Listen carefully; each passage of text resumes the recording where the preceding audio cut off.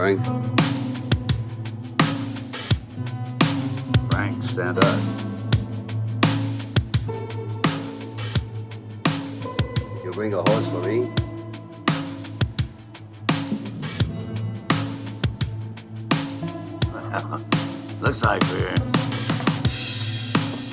Looks like we're shy of one horse.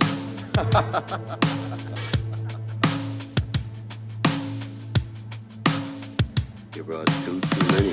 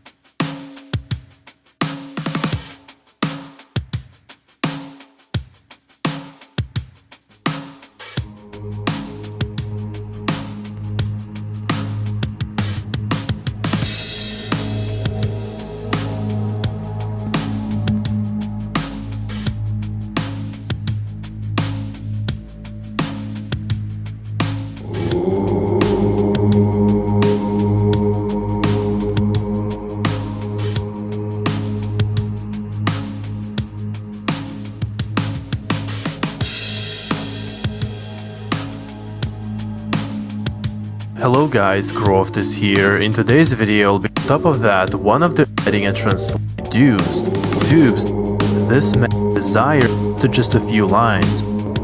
David was successful. The star child of the universe, yours is the only star child that is like our homeworld. Wayland, what is he saying?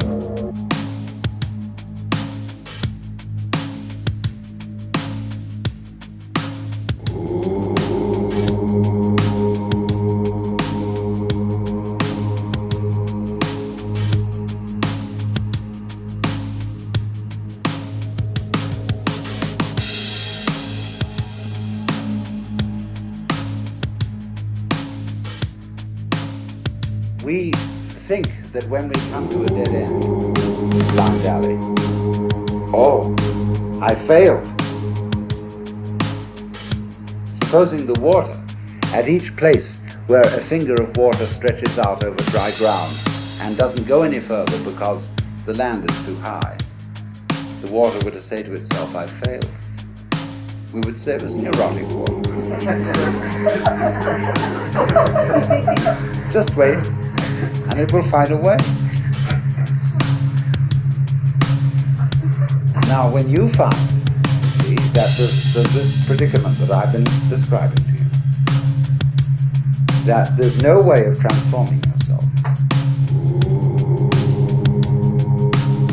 to become this fearless, joyous, divine being as distinct from the quaking mass. When he says no way, this is not a gloomy announcement.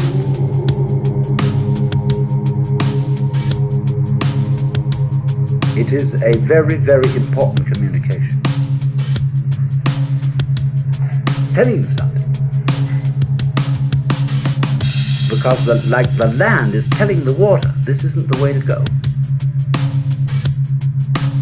There's another way. Try over here. So in the same way, life is telling you that's not the way to go.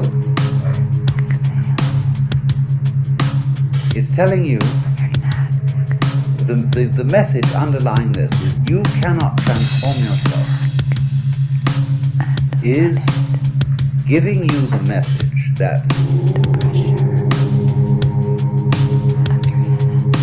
the you that you imagine to be capable of transforming yourself doesn't exist.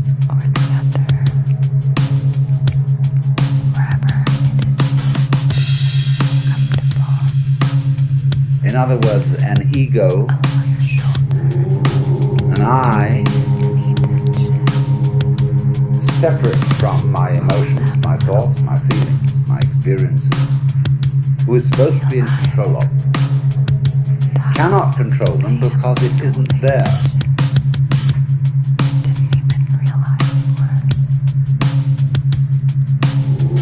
And as soon as you understand that, things will be vastly improved. Now we can go into this. What do you mean by the word I?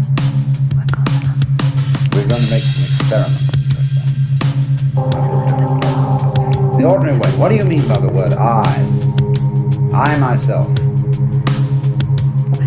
Your personality. Your ego. What is it? Well, first of all, obviously, it's your image of yourself.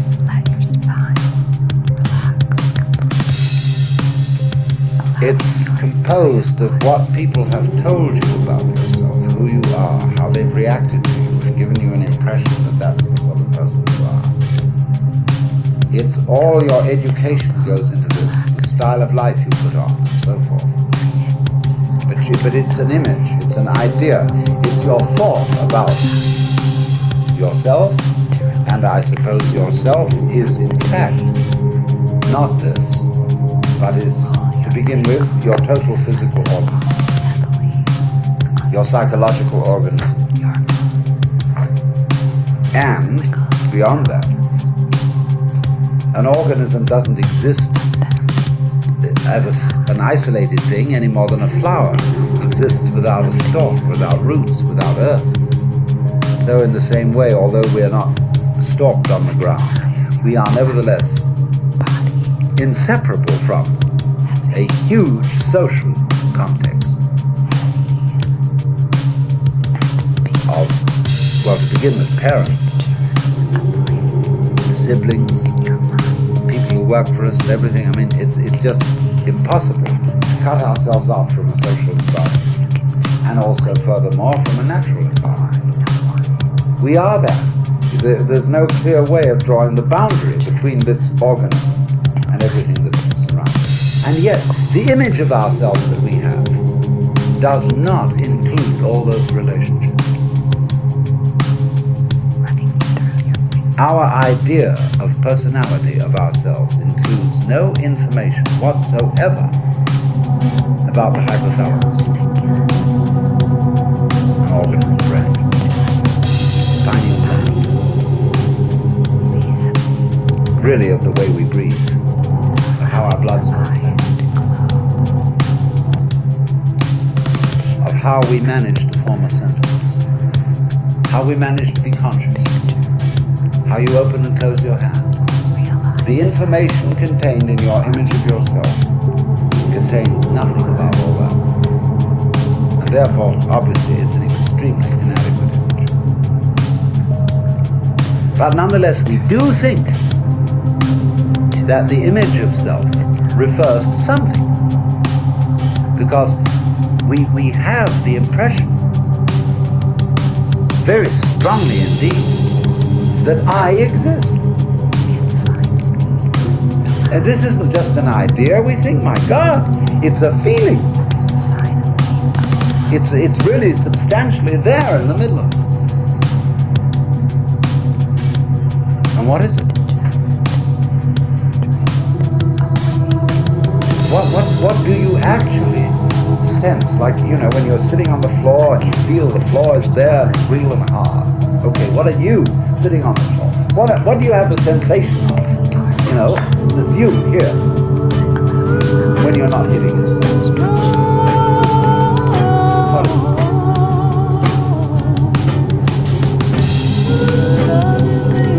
Well, in what part of your body do you feel your real eye exists?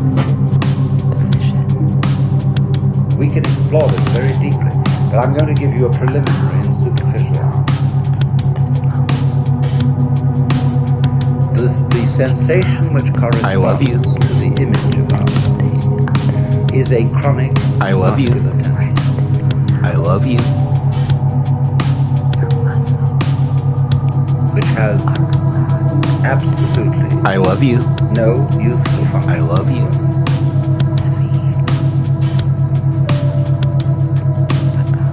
It is when you try, say, to concentrate. I love you. What do you do when you try to pay attention? When I was a little boy in school, I had sitting next to me another boy who had great difficulty in reading.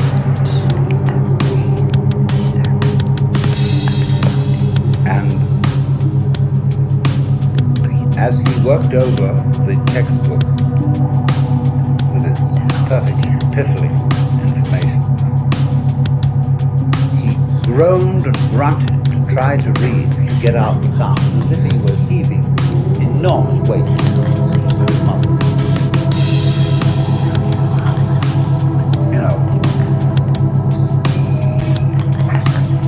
start, run,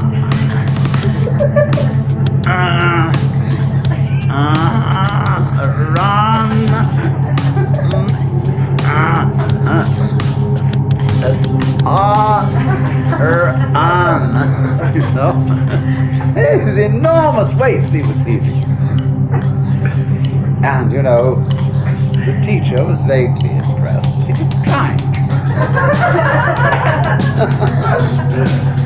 Phew!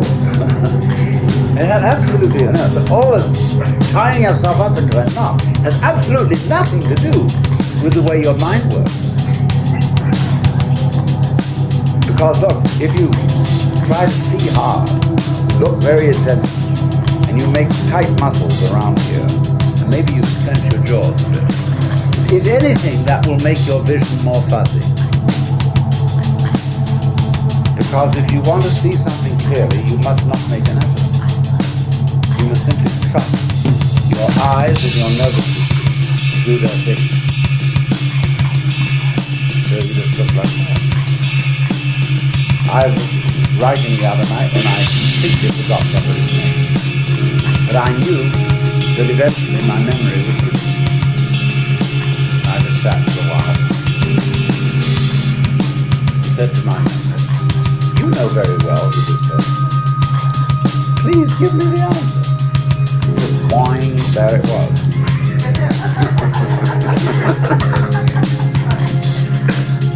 Because that's the way nerves work. They don't work by force. And yet we've all been brought up to try to force our nervous activity, our concentration, our memory, our comprehension, and indeed our very love. We've tried to force it with muscles. Men will understand me if I say you cannot force by muscular effort yourself to have an erection. Women will understand me if I say you cannot force yourself with muscles to have an orgasm. It has to happen. And you must trust it. And there is absolutely nothing you can do about it by using your muscles. Nothing. So in precisely the same way. Well, let's complete the picture. So therefore, the notion that we have of ourselves, our ego, is a compound of an image of ourselves which does not fit the facts, and a sensation of muscular straining which is feeble. So that what you conceive to be yourself is the marriage of an illusion and a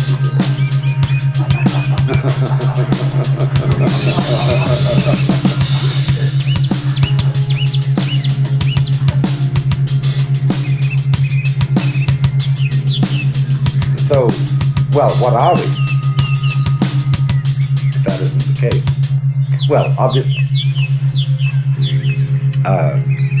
if you want to take a scientific point of view, by that mythology, then you're organism, about which we know very little. And the organism, as we've seen, is inseparable from its environment. And so you are the organism environment. In other words, you are no less than the universe. Each one of you is the universe, expressed in the place which you feel is here and now. You're an aperture through which the universe is looking at itself, exploring itself. And we're going to go into that much more deeply.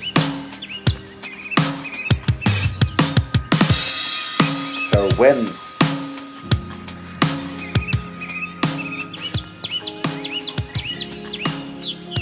you feel that you are a lonely,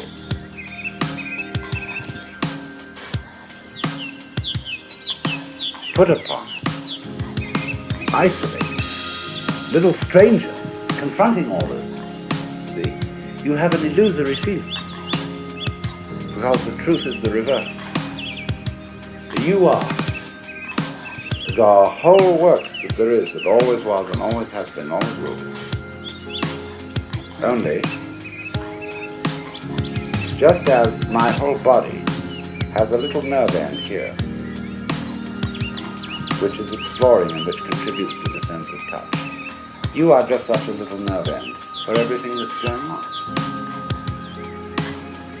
Just as the eyes serve the whole body and help it to find its way around, so you are, as it were, serving the whole universe. You're a cell. And it's exploring itself. So that you as a function, you are a function of all that. And therefore, if this is so, it just doesn't fit these facts do not fit the way we feel. Because we feel it the other way around. I am a little lonely thing exploring all this universe and trying to make something out of it, get something out of it, do something with it. And I know I'm going to fail because I know I'm going to die one day. So we're all fundamentally lost. And think up all these fantasies about what's going to happen to us when we're dead, all that kind of thing. What's going to happen to you when you're dead? What do you mean, you? If you are basically the universe, that question is irrelevant. You never were born and you never will die.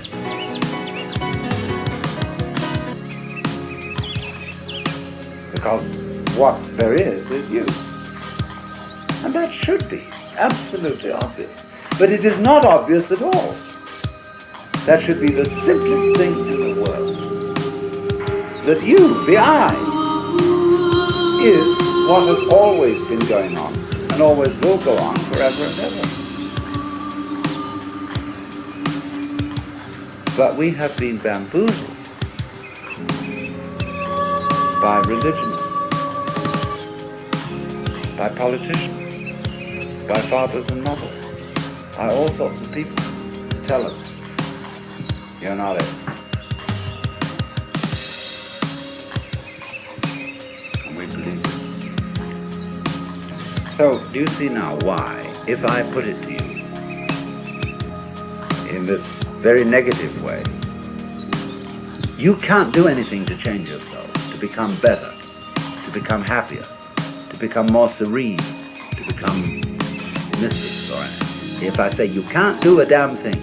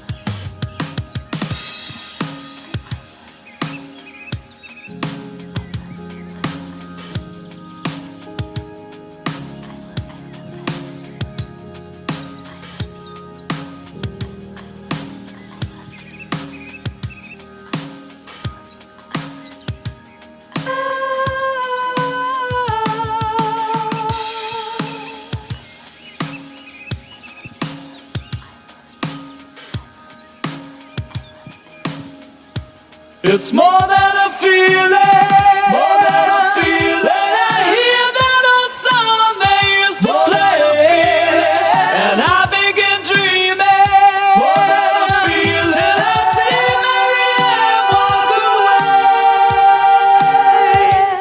away. I see.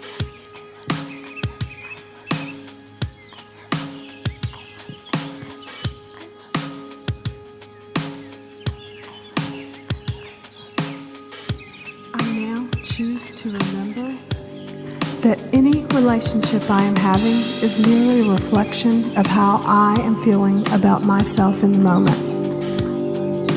Deep breath. I now understand the power of my divine heart, my radiant heart, and my mind, and the ability I have to create amazing relationships anytime I choose to. Deep breath.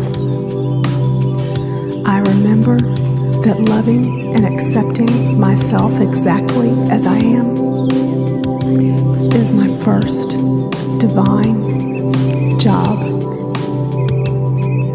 I understand that as I accept and love myself, others will start to radiate and look beautiful and perfect just as they are. Deep breath.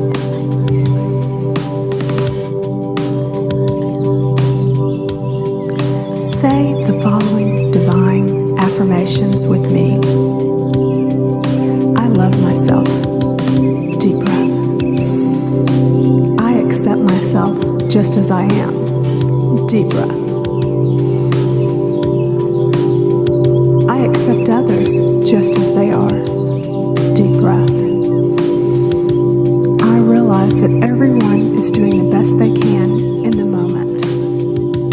Deep breath.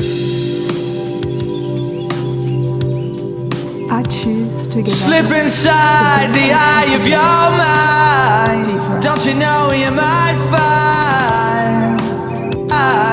Don't you know the eye of your mind? Slip inside the eye of your mind. I choose to trust my inner Slip knowing, inside my the inner eye of wisdom. your Deep breath.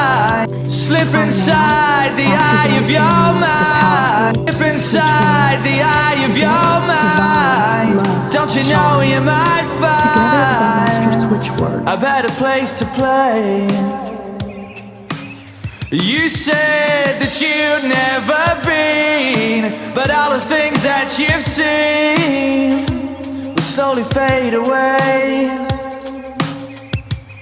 So I start a revolution from my bed, 'cause you said the brains I had went to my head. I love you. Step outside, I love you. summertime's in bloom. Love you. I love And you. stand up beside the I love fireplace. Take that I look love from you. off your face. You love ain't you. ever gonna burn I my love you. heart out. I love you. I love you. And so Sally can wait. She knows it's too late as we're walking on by. I love you. My soul slides away, but don't look back in anger. I love I you. heard you say, I love you. I love you. I love you. I love you. take I love you. I love you. I love you. I love When I die, I love you. when my coffin is I love carried you. out, I love you. you must never think I love you. I am missing this I world. love you. I love you. Do not shed any I tears. love you. Do not I lament love or feel sorry. I love you. I am not falling into a monster's abyss. When you see my corpse carried out, for I am not leaving.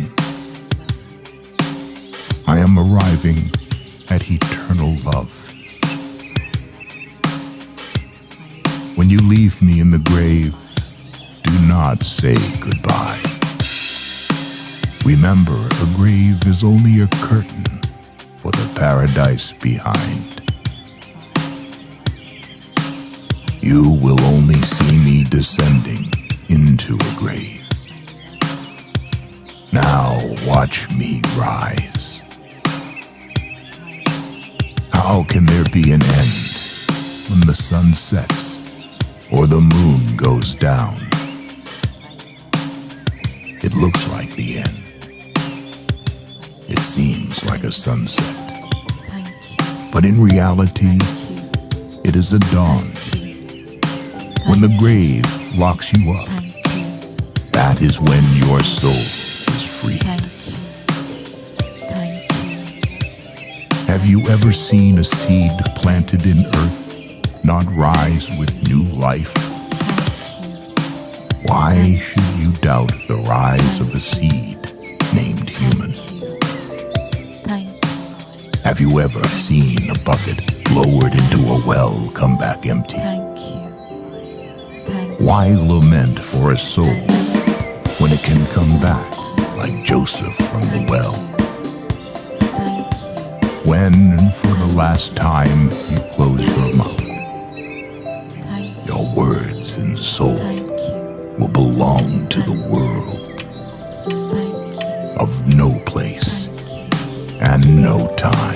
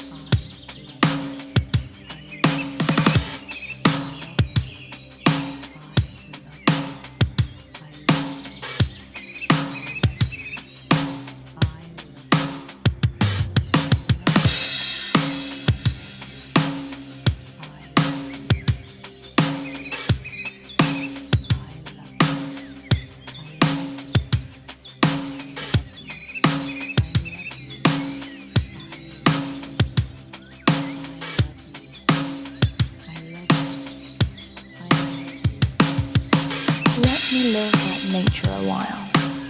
The brilliant blue of the morning sea, of the cloudless sky, the yellow shore, all lovely, all bathed in light. Ready over the sea, from her old spouse she comes, the blonde goddess whose frosty wheels bring day. Now drowsiness is richest, the morning air is cool, and birds sing shrilly from their tender throats. How many times I've wished night would not yield to you, the stars not fade and flee before your face. Empress Mother, I thank you for this new day. Thanks for the life you give me. Guide my steps and let everything I do be blessed. Give me wisdom and strength to stand strong through any storm. Cover me with your light so that nothing can harm me. Make of today a productive day and help me achieve all my goals. Show me a joyful day and teach me to radiate happiness.